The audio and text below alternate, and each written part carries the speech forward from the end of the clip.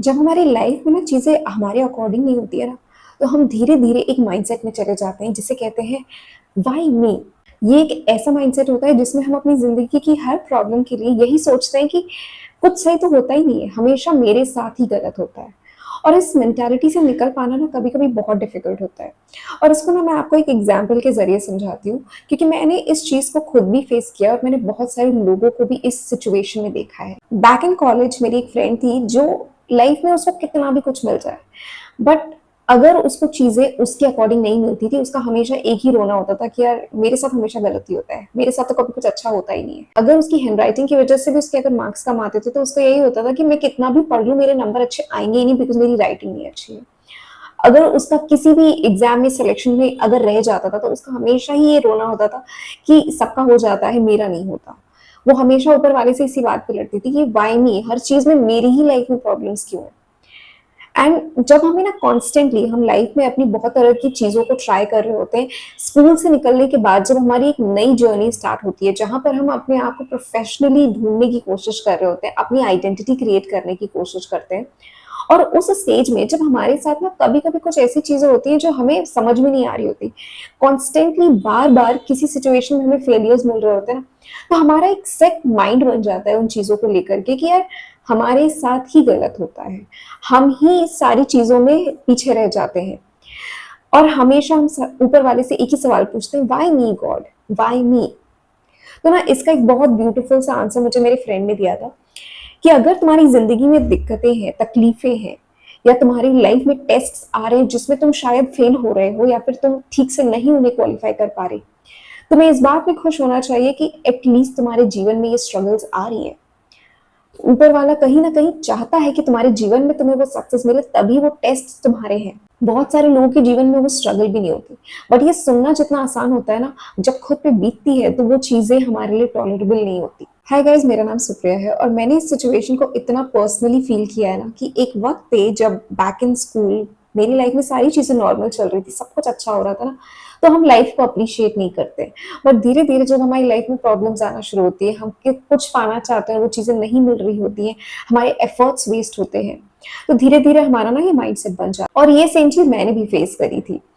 सो जब मैं अपनी फ्रेंड को देखती थी ना कि वो हर चीज़ के लिए परेशान हो रही है, तो मैं उसको देख कर के मुझे ये फीलिंग आती थी, why am I crying? At least मेरा उससे तो बेटर है। And some of the other times I used to feel कि यार उसका मुझसे तो बेटर ही आया है, व्हाई इज शी क्राइंग? मुझे रोना चाहिए बिकॉज़ मेरा तो उससे भी ज़्यादा खराब हाल है। But it was always like कि एक पर्सन जब बार-बार कंटीन्यूअसली फेलियर्स को फेस करता है ना, उसका जो माइंडसेट बन जाता है, वो एक पैटर्न क्रिएट कर देता है और ये ना डीपली आपके सबकॉन्शियस में रूट हो जाता है।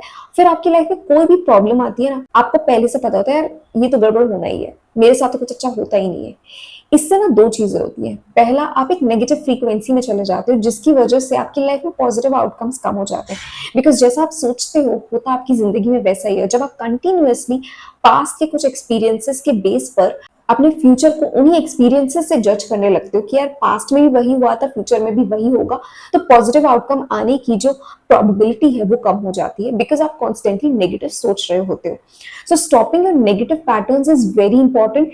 इट डज़न्ट मैटर आपने फेलियर्स कितने फेस किए और इस फेज़ से मुझे भी निकलने में बहुत टाइम लगा था।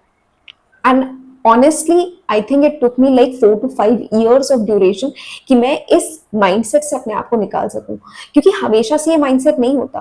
बट जब आप कोई चीज पाने की कोशिश कर रहे हो, तो किसी चीज के लिए मेहनत करते हो और आपको कंटिन्यूअसली फेलियर्स मिलते हैं, आप कुछ भी एफर्ट डालना चाहते हो, आपको वहां पे फेलियर्स मिल रहे होते हैं, तो आपके माइंड में ना ये एक पैटर्न क्रिएट हो जाता है कि everybody is getting what ever they want, I am not getting, तो शायद प्रॉब्लम मुझ में है, मेरे एफर्ट्स में है, मेरे साथ कुछ अच्छा नहीं होता है।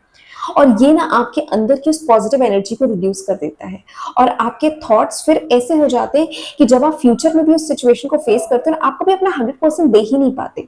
आप हमेशा 70 या 80% पे रह जाते हो बिकॉज आपका माइंड आपको प्रिपेयर कर रहा होता है कि अगर कुछ गलत हुआ ना, तो तुम कह सकते हो कि हाँ देखो, मुझे तो पता ही था कि ये चीज नहीं होने वाली है, इसलिए मैंने पूरी मेहनत भी नहीं करी, I saved my self. But अगर आप ये सोचो कि अगर आप इस कॉन्सेप्ट को बीट करके अपने माइंड के ऊपर कंट्रोल कर सको और नो मैटर व्हाट, जब आपके पास कोई अपॉर्चुनिटी आ रही है, आप उसमें अपना 200% दो, इररिस्पेक्टिव कि उसका रिजल्ट कैसा आ रहा है, बिकॉज यू नेवर नो। अगर आपने फुल पॉजिटिव थॉट से उस चीज के ऊपर मेहनत करी है, हो सकता है आपको उस बार वो सक्सेस मिल जाए। बट अगर आपके पास्ट एक्सपीरियंसेस की वजह से अगर आपने एक नेगेटिव माइंडसेट बना रखा है, तो आपने उस प्रोबेबिलिटी को भी रिड्यूस कर दिया जो आपको एक पॉजिटिव आउटकम दे सकती थी। सो अब हम इस नेगेटिव पैटर्न को ब्रेक कैसे करें? इसका बहुत सिंपल तरीका होता है, प्रैक्टिस लगती है। कोई भी चीज आपको आसानी से नहीं मिलेगी। अगर कोई चीज इतनी ही आसानी से आपको मिल जाती, तो फिर दुनिया में किसी को कोई प्रॉब्लम ही नहीं होती। और मुझे भी इन चीजों को सीखने में ना बहुत वक्त लगा है, और अभी भी कभी कभी कोशिश थोड़ी सी ज्यादा करनी पड़ती है, ताकि आप उन चीजों को प्रॉपरली फेस कर सको, अपने माइंडसेट को चेंज कर सको। बिकॉज एज अ ह्यूमन आप हमेशा घूम फिर करके दोबारा से कभी ना कभी उसी ट्रैप में आ जाते हो। ये आपकी परसिस्टेंस होती है जो आपको हर बार उस नेगेटिव लूप से बाहर खींचने में मदद करती है, और ये कोशिश आपको हमेशा करती रहनी पड़ेगी till the moment you are alive. आपको हमेशा खुद को पुश करते रहना पड़ेगा, बिकॉज एक इंसिडेंट आपकी सारी मेहनत को जीरो करने के लिए काफी होता है। एक इंसिडेंट होगा और आपका सारा कॉन्फिडेंस, सारी स्ट्रेंथ सब शैटर हो जाती है। बट आप गिव अप नहीं कर सकते, इट्स योर लाइफ। और हमेशा इस कॉन्सेप्ट को याद रखिए कि यार जिंदगी एक बार मिलती है, मेक इट वर्थ इट। अगर आप केवल नेगेटिव लूप में फंसे रहोगे, अगर आप चीजों को सुधारने की कोशिश नहीं करोगे, तो कुछ नहीं बदलेगा। बट अगर आप कुछ बदलना चाहते हो, तो अपने अंदर धीरे धीरे उन चेंजेस को लेकर के आओ। और सबसे आसान तरीका होता है कि सबसे पहले आप अपने आप को एक्सेप्ट करो कि आप जिस भी सिचुएशन में हो, वो आपका बॉटम है। वो आपके लिए एक ऐसी सिचुएशन है जहां से अब आपको सिर्फ ऊपर जाना है, अपने आप को इम्प्रूव करना है। सेकेंड इज टू अंडरस्टैंड कि आपको अगर आपका माइंडसेट चेंज करना है, तो ये एक बार कह देने से नहीं होता। आपको एवरी सिंगल डे सेम चीजों को रिपीटेडली करना पड़ेगा, ताकि आपकी रूटीन्स डेवलप हो। और वो रूटीन्स भी ऐसे नहीं होते कि अगर आपने 21 दिन किसी रूटीन को फॉलो कर लिया तो वो हो जाएगा। आप 21 दिन, 21 हफ्ते, या कहो 5 साल भी अगर किसी एक्टिविटी को कर रहे हो, वो भी आपकी रूटीन सिर्फ तभी तक रहेगी जब तक आप उसे कर रहे हो। आप उसे छोड़ दोगे और आप उसे नहीं करना चाहोगे ये सोच के कि यार तो हैबिट बन चुकी है और अब इन चीजों को करने की जरूरत नहीं है, वो ही आपका सेटबैक हो जाएगा। और धीरे धीरे there will be a part of you जो दोबारा से उस लूप में जाना शुरू कर देगा। हो सकता है आपकी कंसिस्टेंट हैबिट की वजह से, कंसिस्टेंट प्रैक्टिस की वजह से आपका यू टर्न बहुत स्लो होगा, ग्रेजुअल होगा, जहां पर आप हो सकता है अपने आप को सुधार सकते हैं। बट जब आप इनिशियल स्टेज पे होते हो ना, 21 दिन या फिर 2 महीने, 3 महीने जब आप इस एक्टिविटी को करते हो, आपके यू टर्न के चांसेस बहुत ज्यादा होते हैं। बट अगर आप खुद को इंप्रूव करना चाहते हो, अगर आप अपनी लाइफ को जेन्युइनली एंजॉय करना चाहते हो, अपने माइंडसेट को परमानेंटली चेंज करना चाहते हो, आपको धीरे धीरे एवरी सिंगल डे कोशिश करते रहनी पड़ेगी, तब तक जब तक आप हो। Because that's the only way जैसे आप रह सकते हो। जब आप खुद की केयर करना बंद कर दोगे, खुद से प्यार करना बंद कर दोगे, अपने आप से ज्यादा दूसरों की वैल्यू करोगे, तो आप दोबारा से अपनी लाइफ में एक ऐसी सिचुएशन में आ जाओगे जहां पर कुछ भी होगा ना, आप हमेशा यही कहोगे, यार व्हाई मी? मैंने तो इतना कुछ किया सामने वाले के लिए, मैंने तो इतनी मेहनत करी इस काम के लिए, मैंने तो इतना कुछ किया इस पर्टिकुलर चीज को पाने के लिए, व्हाई मी? मेरे साथ ही क्यों नहीं हुआ? तो ये सिचुएशन आपकी लाइफ में दोबारा ना आए, तो आपको वो चेंजेस अपने अंदर लाने होंगे, अपने बिलीफ पैटर्न को चेंज करना होगा। तो ये बताना होगा अपने आप को, ये सिखाना होगा खुद को कि नो मैटर व्हाट हैपेंस, ऊपर वाले ने कुछ अच्छा सोचा होगा। और यही सोचना आपको आगे बढ़ने में हेल्प करती है। और मैं इसीलिए कहती हूँ कि यार भगवान में भरोसा करना शुरू करो। बिकॉज मैं भी शुरुआत में ना, मुझे बहुत रेयर होता था कि मैं कुछ ऐसे प्रे कर रही हूँ या फिर भगवान के बारे में बिलीव कर रही हूँ या उतना ज्यादा उन पे मानती हूँ।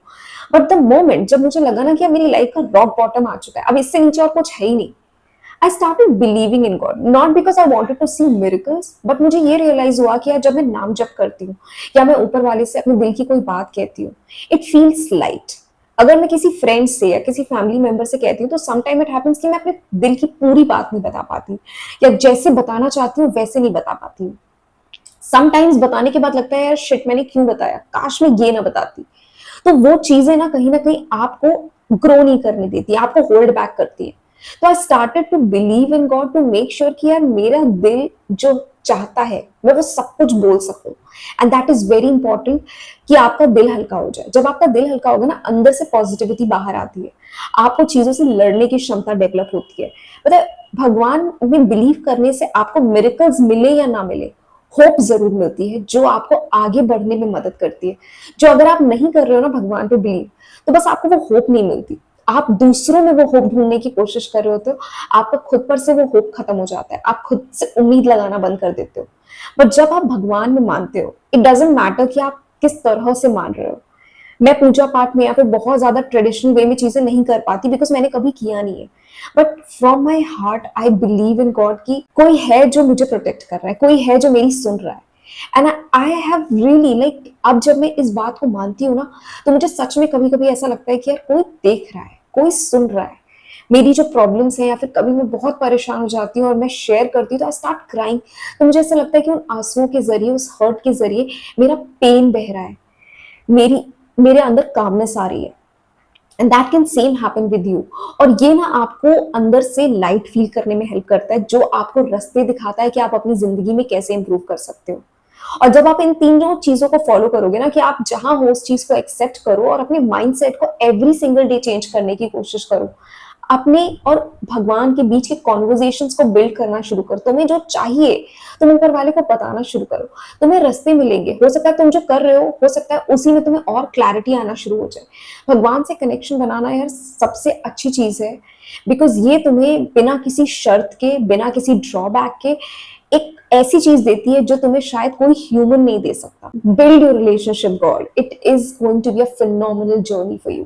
और अगर आपकी लाइफ में ना कोई भी प्रॉब्लम है, लाइक मैंने अपनी लाइफ में इतने सारे लेसन सीखे हैं, मैंने इतने सारे लोगों से सीखा है, इतने सारे लोगों की प्रॉब्लम्स को देख के चीजों को एनालाइज किया है, खुद की लाइफ की प्रॉब्लम से खुद निकलने की क्षमता रखी है, कि मैंने कैसे अपने डिप्रेशंस को, अपनी एंजाइटीज को कंट्रोल किया है, अपनी स्लीपलेसनेस को रिमूव किया है।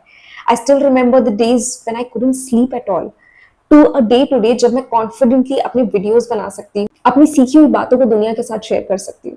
तो अगर आपकी लाइफ में भी कोई प्रॉब्लम है ना, जिसका आप सोल्यूशन चाहते हो या फिर आप उस चीज को शेयर करना चाहते हो, तो आप मुझे इंस्टाग्राम पे डीएम कर सकते हो। Till then take care of yourself and thank you so much for watching.